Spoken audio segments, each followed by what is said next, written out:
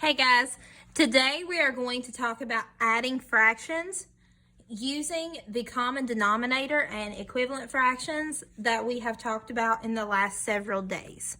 I'm going to start by writing a problem for you, and it's going to be a little bit different than any of the other fraction problems that you have seen so far.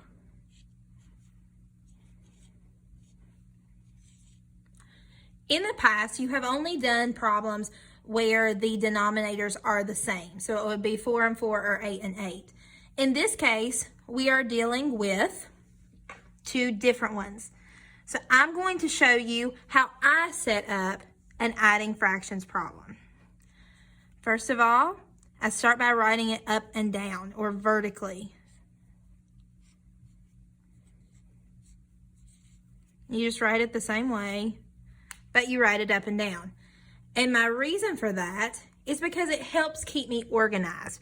Because I need to find the common denominator between 4 and 8, meaning the smallest number that both 4 and 8 can go into. So I can come over here and I can write my multiples. The multiples of 4 are 4, 8, 12, 16. The multiples of 8 are 8, and I have a match. Now, if you'll remember in a previous video, I also told you that one way to find a common denominator is to see if the smallest one, which in this case is 4, see if the smallest one goes into the largest one. And if it does, that larger one is your common denominator.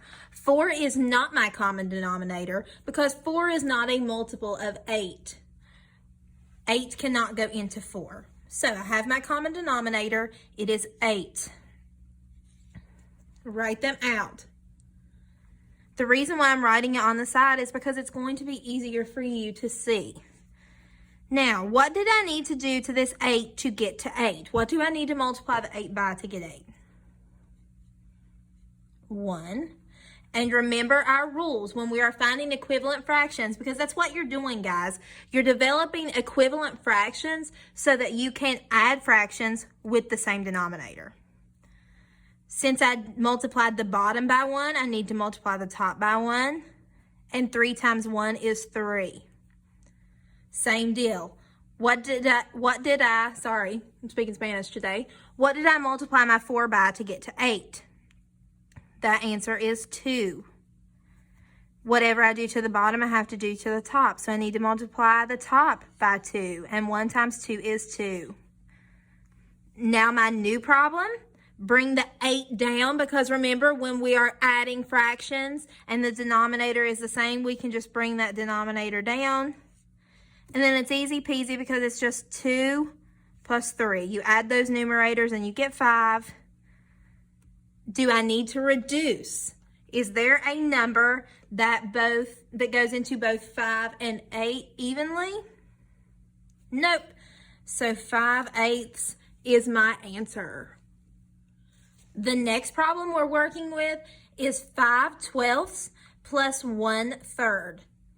Again, write it vertically or up and down. 5/12 plus 1/3. It's confusing to see here, but when you write it out to the side, it is much easier. So, come out here, you're finding equivalent fractions with the same denominator. So you need to find the common denominator between 3 and 12. If I come over here and do my multiples of 3, I would get 3, because 3 times 1 is 3. 6, because 3 times 2 is 6. 9, because 3 times 3 is 9, and then 12. 12 is actually my denominator for my other number. So I know that 12 is a multiple of 12, which means that 12 is my common denominator. It's the smallest number that both 3 and 12 can go into.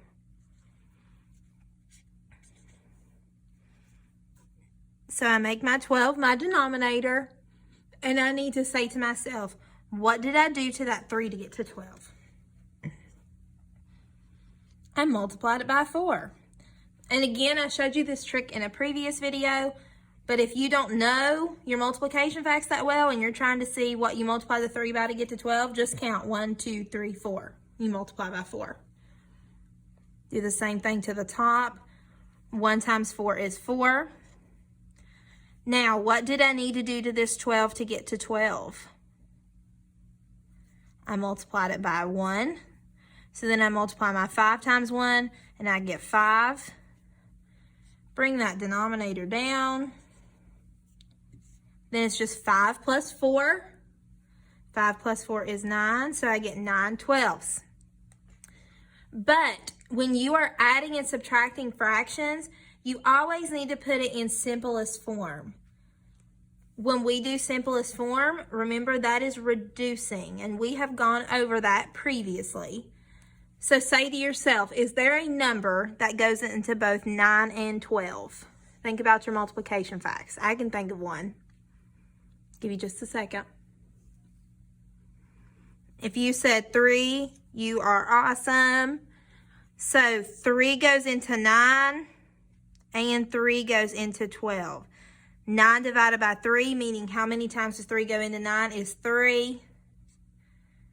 3 goes into 12 4 times because 3 times 4 is 12. So my answer in simplest form is 3/4. All right, so my next problem is 2/5 plus 3/7. Remember, the first thing I need to do is write it vertically or up and down so that I can see it better. Now we have to determine our common denominator between 7 and 5. Remember, the common denominator is the smallest number that both 7 and 5 can go into. And we do that so that we can add. You cannot add or subtract fractions if your denominators are not the same. So I'm going to come over here. I'm going to write my multiples of 5. 5, 10, 15, 20, 25, 30, 35. And I'm going to give you a trick here too. I'm going to stop at 35.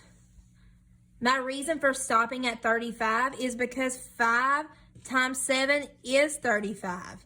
I know that 5 and 7 both go into 35 because that's the answer to their multiplication problem. The reason why I still have to do this though is because I need to see if there's a smaller number that they both go into. So I'm going to come down and write my 7s. 7 times 1 is 7. 7 times 2 is 14. 7 times 3 is 21. 7 times 4 is 28. And then 7 times 5 is 35. So 35 is the smallest number that they both go into. So 35 is my common denominator. What did I need to do to the 7 to get to 35? Think about your multiplication facts. I needed to multiply that by 5. So then I also need to multiply my numerator by 5, because whatever you do to the bottom, you have to do to the top. And 3 times 5 is 15. Now 5 into 35. How many times does 5 go into 35? You can even come down and count it if you need to. 1, 2, 3, 4, 5, 6, 7. So you had to multiply that by 7 to get to 35. Whatever you do to the bottom has to be done to the top. 2 times 7 is 14. 35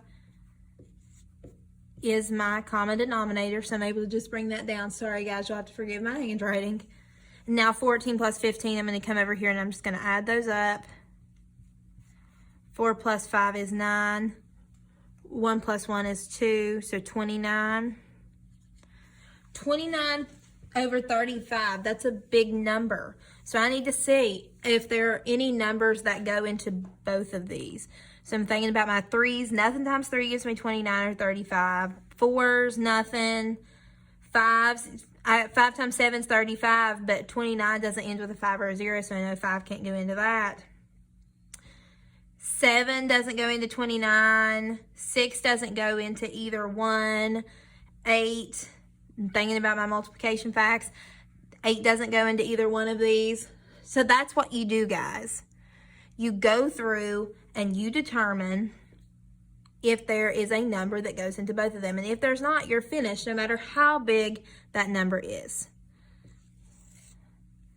So my final answer here is 29 over 35. All right, here's the last problem that we're going to do today. Start by setting it up and down. Remember, we need to find the common denominator between the two, between the 4 and the 6, because that is the smallest number that they can both go into. In order to do that, we come over here and we write our multiples. Multiples of 6 are 6, 12, 18, 24. And remember, I get those by doing 6 times 1, 6 times 2, 6 times 3, and 6 times 4. Now I'll come over here and I do my multiples. 4, 8, 12. Found a match. So I do not need to do any more because that is the smallest number. Now I say to myself, what did I do to that 4 to get to 12? I multiplied it by 3.